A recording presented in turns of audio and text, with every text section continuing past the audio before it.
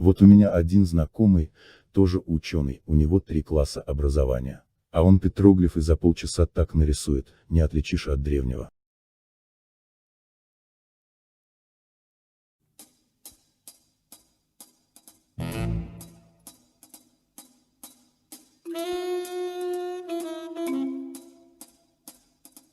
На этот раз герой нашего выпуска один из самых мерзких и неприятных лицемеров среди ингушей, бастард Якуб Гагеев, известен давней неприязнью к чеченскому народу. Прославился фальсификацией истории, и на пару со своей амазонкой этот Горгореец выбивали государственные гранты за якобы научные работы, которые просто-напросто списывали и выдавали за свои. Начнем с амазонки. Танзилы Дзаурова, супруга амазонки Якуба, не менее лживая, чем супруг.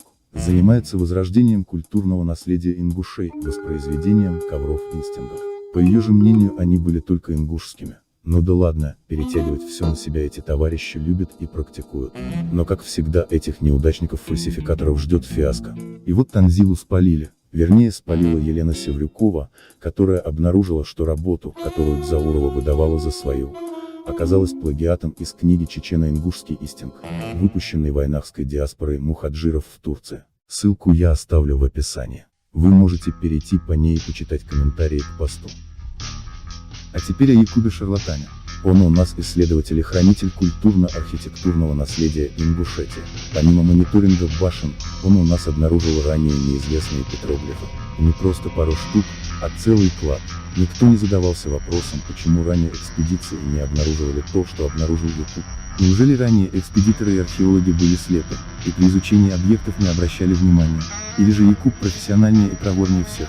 Но как всякий ингуш, Якуб малодушен, страдает комплексом неполноценности. Раз нет петроглифов, можно и нарисовать.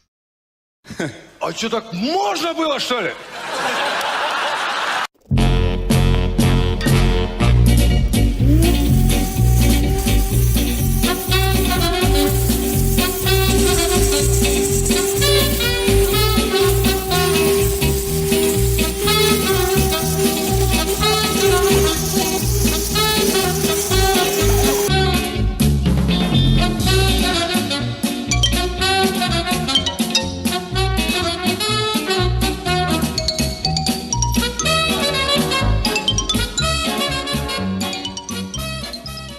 Как вы поняли, недостающие картины к истории Якуб пририсовывал сам, своими руками и выдавал за древность ингушей. Думаю, углубляться и сравнивать петроглифы неуместно. Всем все и так ясно.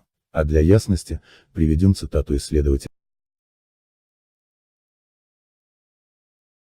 И напоследок, если же ты не фальсифицировал петроглифы, выдавая их за научные открытия, за которые получал от государства деньги, то зачем ты после разоблачения скрыл все материалы своих рисований? А на видео вы видите, этот трус все спешно скрыл.